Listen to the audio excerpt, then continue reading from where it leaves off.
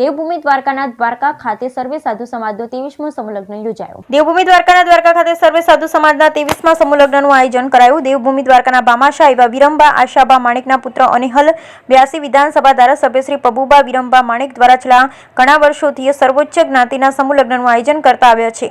ત્યારે આજ રોજ સાધુ સમાજના અગ્રણી ઉમેદગીરી ગોસ્વામી સહયોગથી દેવભૂમિ દ્વારકા તથા કલ્યાણપુર જણાવ્યું કે તારીખ 2-3-2024ના રોજ લગ્નનું ફોર્મ ભરવાની પ્રક્રિયા ચાલુ કરવામાં આવી છે।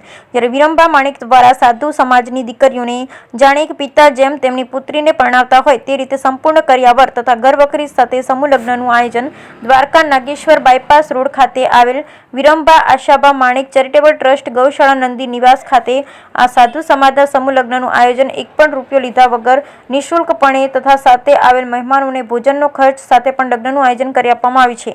જ્યારે અહીંયાના એમએલએની આ ખૂબ જ સરાહનીય કામગીરી જોવા મળી હતી। જ્યારે હજુ પણ મીડિયા થકી એવું જણાવેલ કે જે કોઈ પણ સમાજના લોકો નિઃશુલ્કપણે લગ્ન કરવા માંગતા હોય તેઓને તેમના દ્વારા આ લગ્ન કરાવી આપવામાં આવશે તેવું પણ જણાવવામાં આવેલ। Bureau report Lalit Shingadiya, Devbhumi Dwarka. સર્વે સાધુ સમાજ કે કલ્યાણપુર વિસ્તાર તથા દ્વારકા વિસ્તાર તાલુકામાં જે વસતા સર્વે સાધુ સમાજના એક ભવ્ય આયોજન કરવામાં આવેલું છે।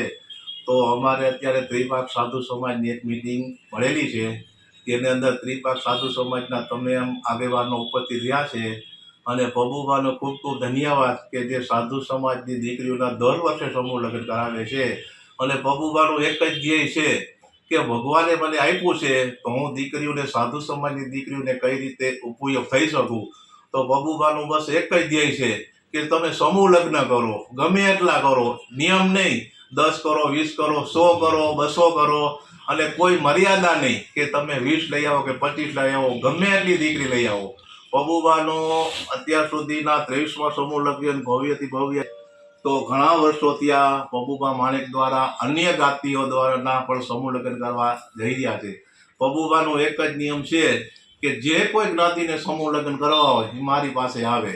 તો તમામ જ્ઞાતિઓને પબુબાએ ઓફર કરી છે કે તમામ જ્ઞાતિઓ મારી આગળ આવે અને હું સમૂહ લગ્ન કરવા માટે તૈયાર જ છું। તો પબુબાનો ખૂબ ખૂબ ધન્યવાદ છે કે ઘણા વર્ષોથી અમારા સાધુ સમાજની દીકરીઓ ત્રિપાક સાધુ સમાજની દીકરીનો એ લોકો અમારો ખાસ કરીને યાદી કરે છે કે સાધુ સમાજની દીકરી અમને પહેલે પરણાવે છે કે પહેલે સાધુ સમાજ શિવગણ કે શિવ કે પબુબાનો એક જ નિયમ છે કે શિવ કરીને સાધુ સમાજની પહેલે દીકરી પરણાવો પછી અન્ય સમાજની।